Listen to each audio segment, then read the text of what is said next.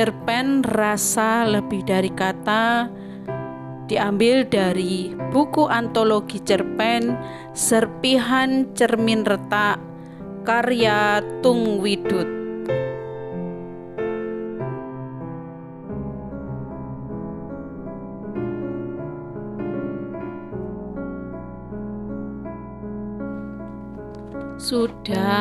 Sudah sampai, suara Zuhriya sambil duduk di sebuah kursi kafe. Kafe itu kafe yang menjadi kenangan bersama kekasihnya. Kekasih saat dia masih menjadi mahasiswa di sebuah universitas negeri satu-satunya di kota Tulungagung.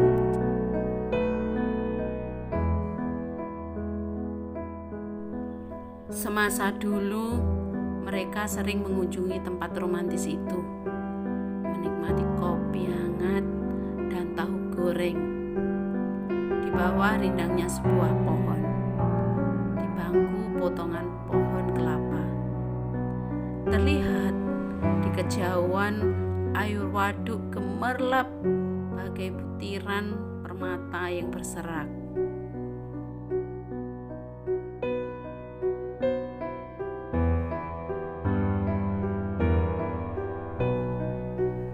Lamunan Zuhriya terputus oleh dentuman pintu mobil. Dia segera menoleh ke arah depan gazebo. Sebuah mobil Fortuner yang masih mengkilap sudah terparkir. Seorang lelaki tegap berwibawa menyapanya.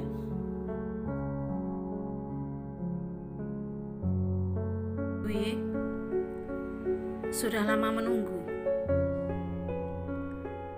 Zuhriya hanya tersenyum tipis, diikuti anggukan kepala. Kemudian dia berdiri menyambut lelaki itu. Mereka berjabat tangan.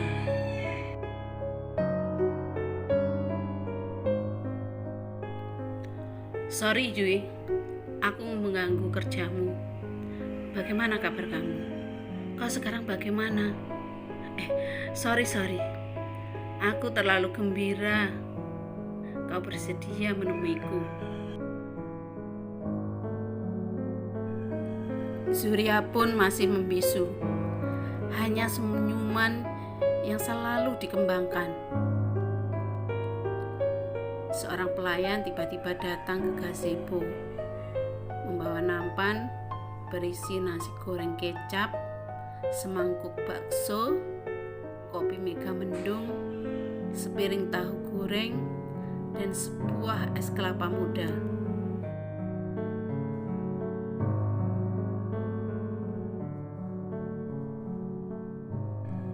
"Ini aku pesankan makanan kesukaan kamu. Masihkah kau ingat menu setiap kali kita kemari?" Ganti lelaki itu yang menjawab dengan senyum sambil melangkah ke meja. Harumnya masih sama.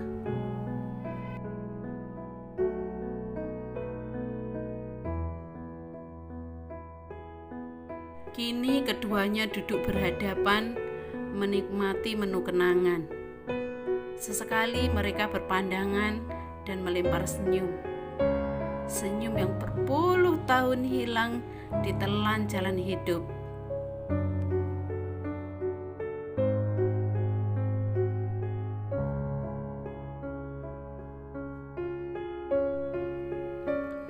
Hamparan pepohonan hijau sejauh memandang, membalut bukit yang menjulang. Awan putih menari di angkasa biru, bercengkerama dengan burung-burung kecil yang mengepakkan sayap, meluncur gembira menikmati alam. Di kejauhan terlihat air waduk mengkilap memantulkan cahaya mentari, bercerita tentang sepasang kekasih yang sering menemuinya berpuluh tahun lalu, kala pepohonan belum mampu merindanginya. Angin berhembus kencang bersama sinar terik mentari setiap siang.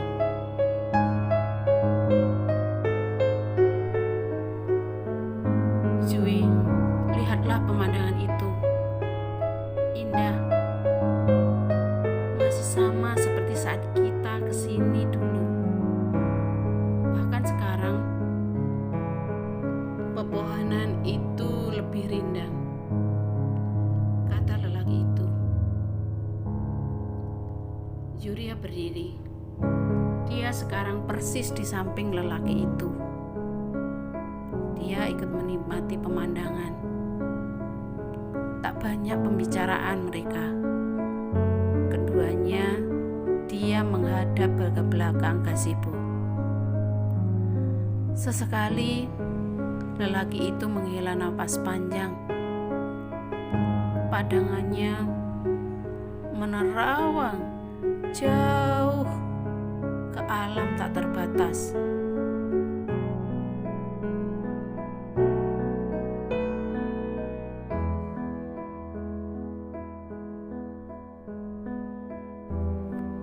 Yuria melirik ke arah lelaki tegap yang berada di sampingnya. Lelaki yang 30 tahun lalu pernah mengisi hatinya. Masih gagah seperti dahulu. Kulitnya makin bersih. Hanya terlihat guratan di beberapa bagian wajah.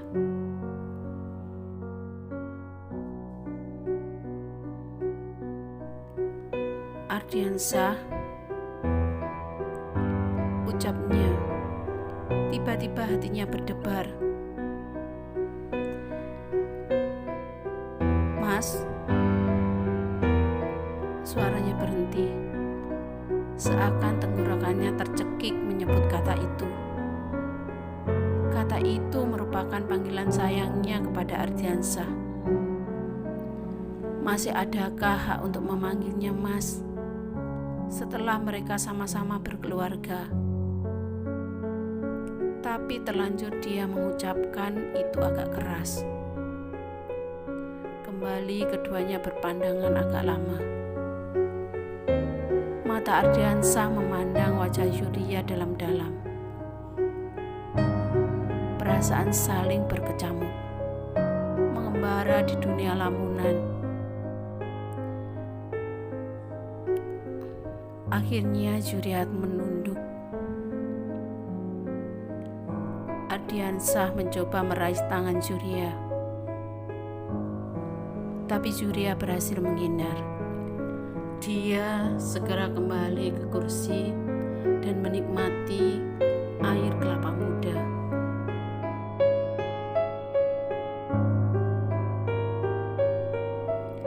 Yui, ucapan Ardiansyah pun terpenggal. Mas, tentu ada hal penting yang Mas ingin sampaikan, kata Yui. Terima kasih, kamu masih menghargaiku. Kali ini Yuria betul-betul tak bisa menghindar. Kedua tangannya didekap Ardiansyah. Dengan pelan ditariknya, tapi pegangan Ardiansyah lebih kuat. Istriku dan anak-anakku sudah menganggapku mesin. Aku bekerja dari pagi sampai malam. Tak pernah tahu matahari menyinari rumah kami atau tidak. Pulang sudah gelap lagi. Semua gajiku kuserahkan kepadanya. Semuanya. Hidupku hanya untuk mereka. Tapi mereka tak peduli. Mereka tak pernah menganggapku manusia. Aku tidak pernah diajak berunding, membeli apapun. Tak pernah diajak bicara, membeli tanah, perabot, renovasi rumah, bahkan membeli mobil tak pernah bicara dulu denganku. kepala keluarga, Yui. Aku yang berhak menentukan.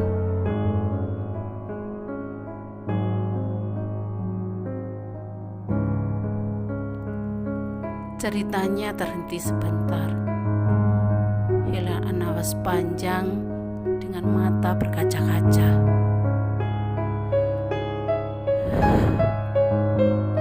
Istriku telah memanjakan anak-anak.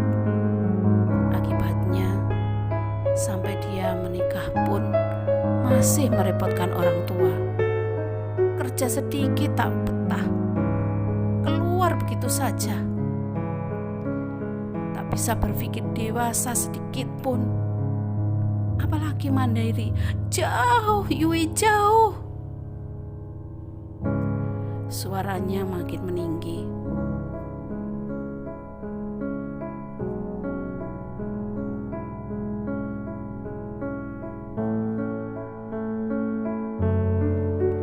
Mas, coba Mas berpikir positif. Belum tentu istri dan anak Mas mempunyai tujuan seperti itu. Semua kebutuhan Mas disiapkan. Mereka bersikap seperti itu karena ingin membantu, agar pikiran Mas bisa ringan, bisa konsentrasi kerja. Suara Zuria tak kalah tinggi.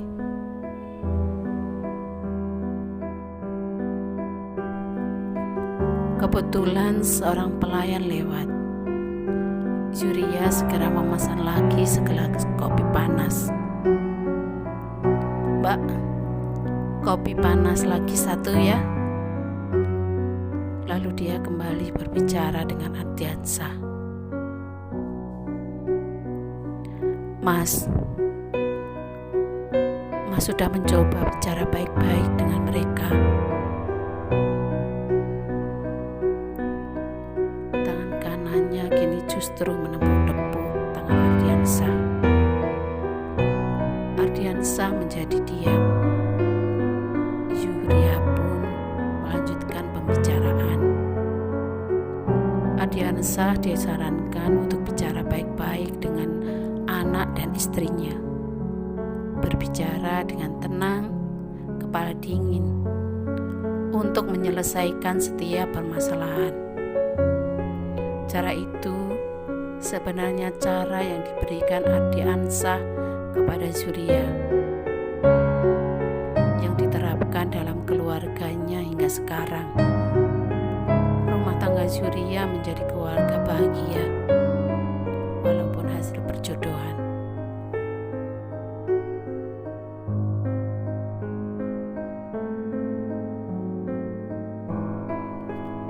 Pembicaraan kembali terhenti.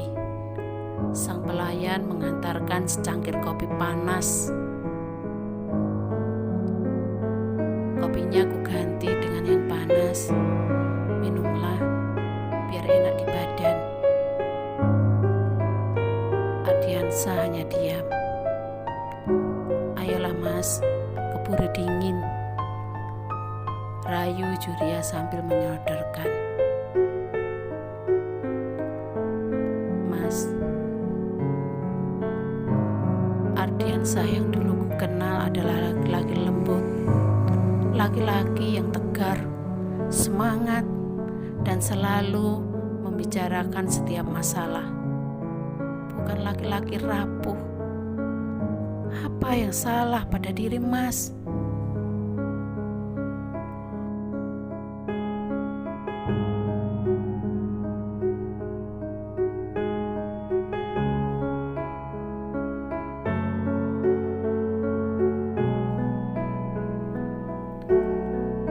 Ardiansah menggelengkan kepala dengan mata terpejam. Wajahnya kini diusap dengan kedua telapak tangannya.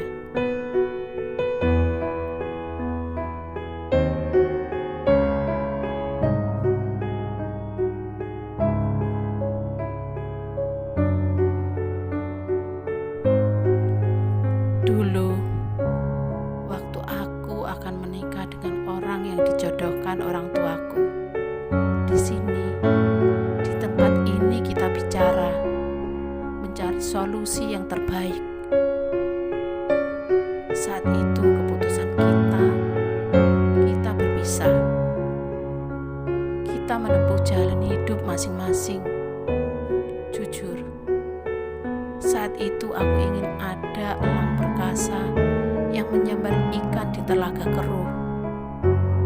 Dengan cakarnya mencengkaram kuat tanpa ampun, membawanya terbang jauh ke hutan di atas bukit hijau yang indah, menikmati segarnya gemericik air di sungai kecil.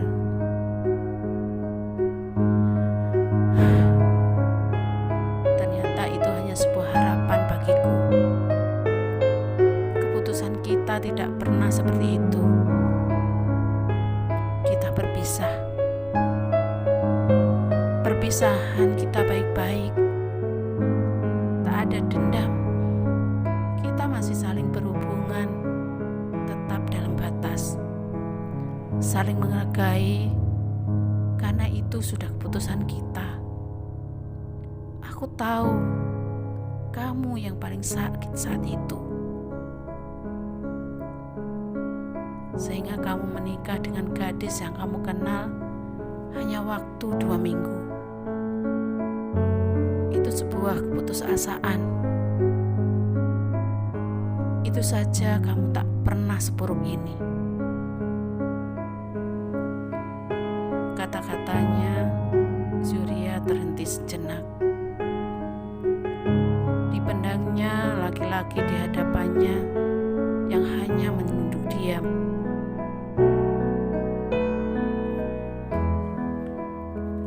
Kamu terlalu sibuk dengan pekerjaanmu. Lihat, 2 ponselmu selalu berbunyi bergantian. Ambil cuti. Gunakan hari-harimu untuk santai bersama keluarga. Berbicaralah tentang keluarga. Sebentar, Zuria menghela nafas.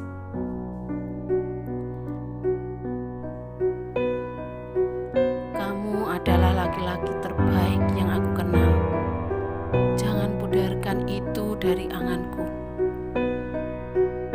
Kata Zuria lirih, hampir tak terdengar. Zui, begitu istimewanya aku di hatimu.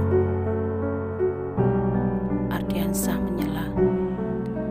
Seberat apapun itu keputusan kita harus mampu menyimpan demi kebahagiaan keluarga kita. Kita tidak muda lagi. Anggap hari ini tak pernah berjumpa, kata Zuria. Tidak. Aku akan simpan mimpi ini di sisa hidupku. Ardiansah menggeleng-geleng kepala. Sebenarnya, dalam hatinya, dia berkata, saat itu, si elang tak mampu, tak punya cakar yang cukup kuat untuk menyengkeram hatimu.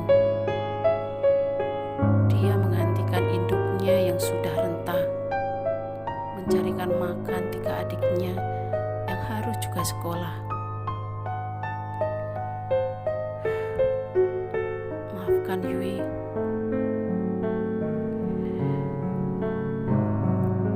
Kata Ardiansah sambil memegang cangkir dan menyeruputnya. Nikmat terakhir kopi hangat, sajian Zuria. Terlihat di luar gazebo, daun masih basah, tersiram gerimis setengah jam lalu, dan kini bergoyang gemulai diterpa angin. Kala mentari bercahaya, kemilau memantulkan sinar mengkilap, kemudian meredup kala air kembali kering.